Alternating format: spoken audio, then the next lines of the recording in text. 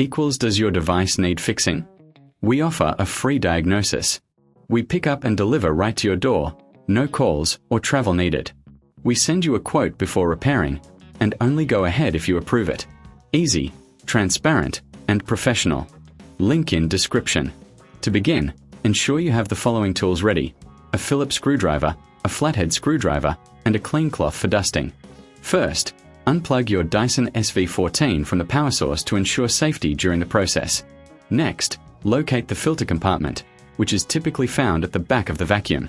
Use your Phillips screwdriver to remove the screws securing the compartment cover. There are usually 2 screws, so make sure to keep them in a safe place. Once the screws are removed, gently lift the cover off to expose the filter. Carefully pull the filter out of its housing. It's advisable to clean the filter under running water to remove any dust and debris. Allow it to dry completely for at least 24 hours before reinserting it.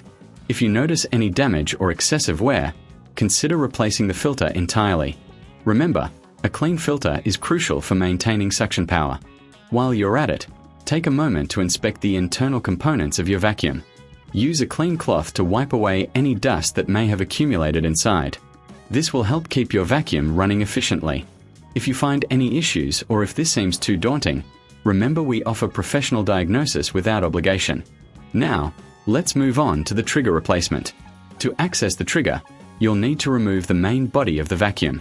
Use your flathead screwdriver to gently pry open the casing. Be cautious not to damage any clips or connectors. Once the casing is open, locate the trigger mechanism. You'll see a small screw holding the trigger in place. Use your Phillips screwdriver to remove this screw. After the screw is out, carefully lift the trigger out of its housing. Take your new trigger and align it properly before securing it with the screw you just removed. Make sure it's tight, but be careful not to over-tighten, as this could cause damage. Once the trigger is secured, reassemble the casing of the vacuum. Ensure all clips are properly aligned and press down firmly until you hear a click. This indicates that the casing is securely closed. Finally, reinsert the filter into its compartment and replace the cover, securing it with the screws you set aside earlier. If you reckon this is too hard, remember we offer pickup and delivery at your home, so you don't have to worry about transporting your vacuum. Before you finish, it's a good idea to test your vacuum to ensure everything is functioning correctly. If you encounter any issues, don't hesitate to reach out for assistance. We provide quotes before repair, ensuring you know the costs upfront. With these steps, your Dyson SV14 should be back to optimal performance in no time.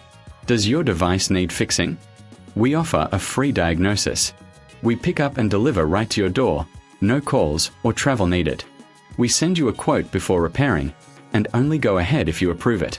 Easy, transparent, and professional. Link in description.